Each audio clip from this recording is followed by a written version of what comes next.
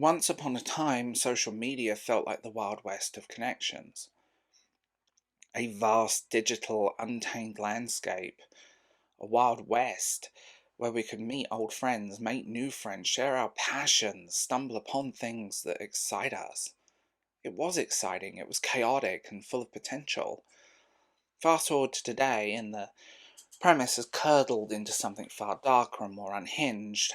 I'm Will, I'm the host of the Book Geek. Like, sub, do the usual. Share this video and tell me what you think in the comments. And don't forget, members and Patreon are available for exclusive content you'll never get anywhere else. Social media has become the internet's insane asylum, but more often than not, it's the inmates running the asylum. A chaotic battleground where the loudest voices drown out the sanest ones, and logic often loses to spectacles of dysfunctionality. It's bizarre space, and I miss the days of MySpace where it was just our space. Let's be real, and even that had its problems. Social media platforms were designed to foster connection, but they evolved into something entirely different. Rather than uniting us, they fractured us into warring tribes. In fairness, we always have been. We are no different from our ancient ancestors, fighting over a scrap of land or a dead mammoth. Tribal warfare still exists, and by nature humans are tribal. We just have a fake veneer of civility over the top.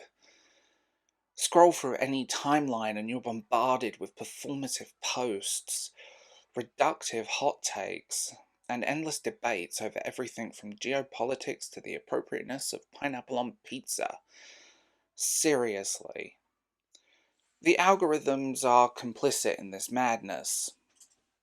They don't just reflect our worst impulses, they amplify them. Content that sparks outrage or strong emotional reactions is prioritized because it generates engagement. That's it. And in the language of social media, engagement equals profit. And this creates this bizarre structure where the most polarizing and dramatic voices rise to the top, silencing reason and nuance, silencing the most logical. The internet age has become the ignorance age, just going by social media. Ignorance is rewarded. The class clown, the village idiot. But where is the logic and reason? Where is nuance? Where is conversation? We're left with a digital landscape that rewards anger and outrage. Doesn't matter if the post is true or constructive, what matters is it gets people talking, sharing, and above all else, fighting. Over time, this has turned social media into a breeding ground of, well, I'm not going to say the word I was going to say. I'll say toxicity. Because the word I was going to say would probably get me banned on all platforms. Where rationality and kindness are drowned out by the dim of the chaos, the monkeys staring at themselves in the mirror, wondering what that is. I can see me. Let's be honest. Beyond the outrage and vitriol, social media fosters something equally insidious: rampant narcissism. In this world, it's not enough to live your life. You have to broadcast it, curate it, ensure it's picture perfect, retouched, face-tuned, the right music to fit the mood, the right vague quote from some random book that no one knows what it is, and the right piece of music can get you so much attention. The pursuit of likes, shares, and validation creates a culture where people are more concerned with how they appear to strangers on the internet than actually being authentic, real people. It's true, the slightest hair out of place, the slightest touch of a zit, all airbrushed to perfection. Messy kitchen? No, it must be clean. You can do that digitally. You can create your own life. You can curate it in a way that's actually kind of disturbing. And this has profound psychological effects. Social media feeds into the human tendency to compare ourselves to each other, but also compete. And these comparisons are almost always unfair.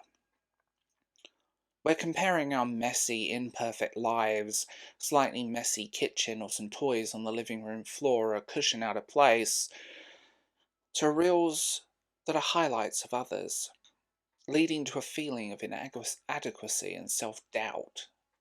Even worse, those who don't conform to social media's unspoken rules are often shamed or ridiculed. The lol-cow syndrome is real, but my god, maybe if we didn't give these people the lol-cow's attention, they would go away. But maybe the people that deserve the attention aren't the people with perfect airbrushed selfies and a curated life and the right opinion. Maybe they're just people that are living their life and being themselves. But they're often ridiculed and shamed. I've seen it happen over bookshelves, over something being out of place, over a slightly messy bed. Come on. Is that really how little your life is, that you're concerned that someone has a messy bed? We don't make our beds every day, let's be real. We do have to go out and leave the house. It's ridiculous. And this leads to feelings, self-doubt, inadequacy, imposter syndrome. There's a whole list of them that just keep coming up. Even worse, as I said, when you don't fit into these online personas, the battle to do it, the battle to create this perfect version of yourself for everyone to gawk at and stare at and admire, for many it's just overwhelming and a losing battle. Too many stories, and I do believe we need to put an age limit on social media. I'm going to be real there. If there's one casualty of social media's evolution, it's nuance. Platforms like Blue Sky, Twitter and Instagram, even TikTok, aren't built for thoughtful discussion or deep conversations, they're built for speed and simplicity. Which means complex topics are often reduced to sound bites, memes, or 280 character tweet. The lack of depth is dangerous. It creates a culture where people form opinions based on headlines or viral posts, rather than thinking critically.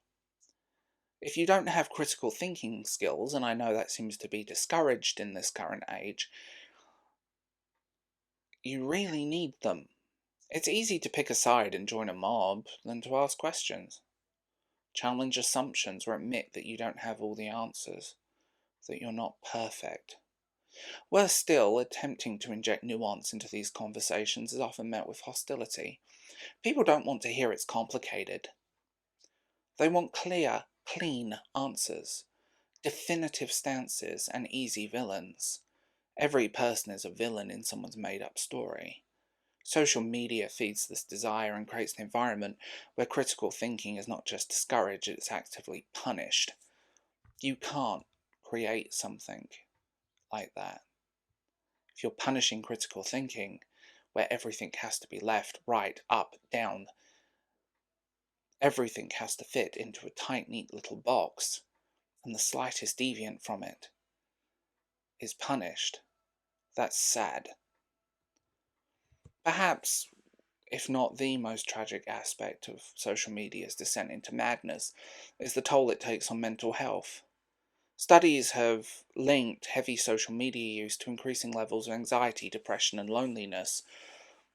The irony is painful. A tool designed to connect us often leaves us feeling more isolated than ever. Again, I don't think anyone under the age of 18 should be using social media. Just saying. For creators, the pressure is even more intense. The constant demand for content, the fear of becoming invisible, the absence that comes with just falling into the social media void is undoubtedly top level. If you're not getting likes, if you're not getting interaction, are you worth anything? And I've seen and heard people have those conversations. And the abuse that comes from visibility can be overwhelming. Social media platforms promise opportunities for growth and connection, but the cost of participating is often higher than we realise. We can't just ignore the societal cost. The performative nature of social media has turned important issues into popularity contests. Genuine activism is drowned out by virtue signaling and a trending hashtag. Complex problems are reduced to trending hashtags, and meaningful change is often overshadowed by performative outrage and people throwing tantrums they can't get their way. Let's be real. So, where do we go from here? The obvious answer is step back, to limit our time online, to focus on real world connections.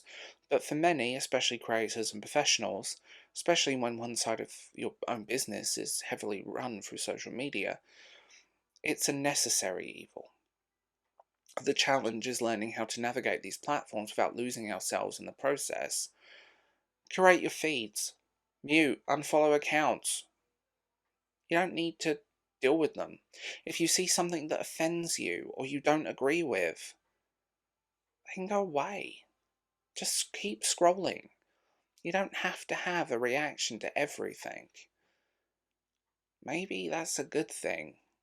But are you interacting because you care about the issue, or are you interacting because it gives you an adrenaline rush and some attention, negative or positive? Attention seeking behaviour online is very real. It's okay to completely disconnect, even temporarily. Taking a break from social media is incredibly freeing, allowing you to refocus on what truly matters. Your mental health is not worth any number of likes, follows, shares, or indulgence, or anything. Social media may have become the internet's insane asylum, but you don't have to be its inmates. By using these platforms intentionally and protecting what's yours and your own mental health, you can take back control of our online lives. It's not easy, but it's a fight worth fighting. After all, the premise of connection is still out there. It's just buried under the noise of people doom scrolling into the black mirror in their hands. That's all it is. Social media isn't real. It's just noise.